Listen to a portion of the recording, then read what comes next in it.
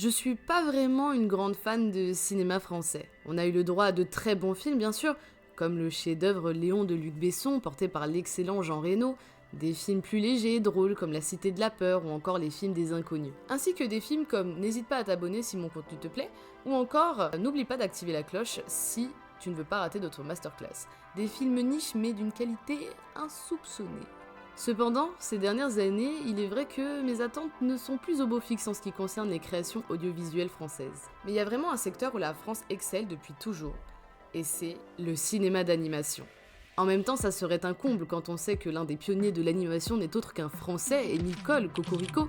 Mais il est vrai que encore aujourd'hui, je reste émerveillée devant les excellents films de Michel Oslo, les très fun et intemporels films Astérix, dont la légende 12 travaux d'Astérix, qui, on ne va pas se mentir, encore aujourd'hui reste un film dont je prends beaucoup de plaisir à regarder pendant les périodes de fête. Même récemment, Le Sommet des Dieux, sorti en 2021, et réalisé par Patrick Imbert, ou encore des plus grosses productions comme chez les animateurs du studio Illumination avec Migration, réussissent à nous transporter dans des histoires et porter une technique d'animation sans faille. La France a toujours su nous faire voyager à travers des histoires drôles, des personnages attachants et des décors merveilleux quand ils ne décident pas de créer des films à nul à chier remplis de blagues de mauvais goût. La bagnole, elle était déjà là quand je suis arrivé. Putain, on va jamais pouvoir sortir. Mais quel connard alors! Quoi, pour un créneau, tu me traites de connard? Connard, va. C'est qui les gamins là? Ouais, revenez prendre le dessert. Elle est super bonne, ma tarte normande. Mais vous savez quel réalisateur j'aime particulièrement? Jérémy Perrin. Ce nom ne va peut-être pas vous dire grand-chose, pourtant si je vous montre ça...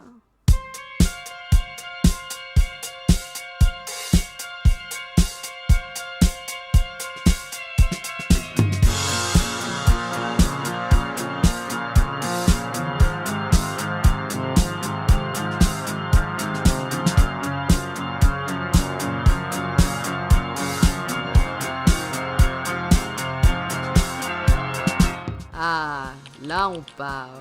Jérémy Perrin est un réalisateur et scénariste de dessins animés de 46 ans qui a déjà son bagage dans l'univers de l'animation 2D.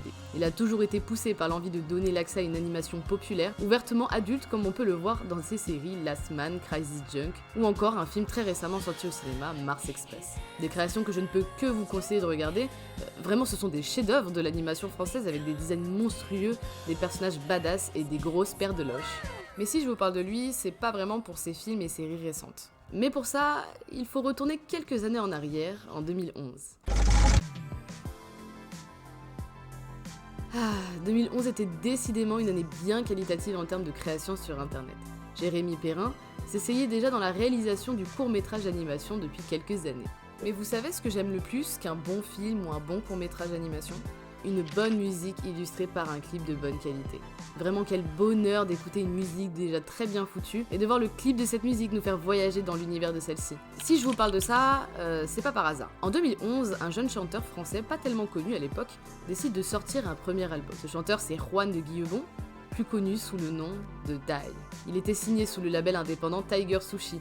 Ses musiques avaient une niche, mais pas au point d'exploser les compteurs, ni sur YouTube, ni sur les sites de musique. Tant en croisant la route de Jérémy Perrin et de sa vision décalée et adulte, Dai se dit qu'il serait intéressant de créer un clip musical qui illustrerait un de ses sons de son album Taki 183. La suite, personne n'aurait pu le prévoir. Cette musique, vous en avez forcément entendu parler, elle a choqué par son esthétique et ses visuels gore, et elle a émerveillé par son ambiance électropop. Je veux bien évidemment parler de Fantasy.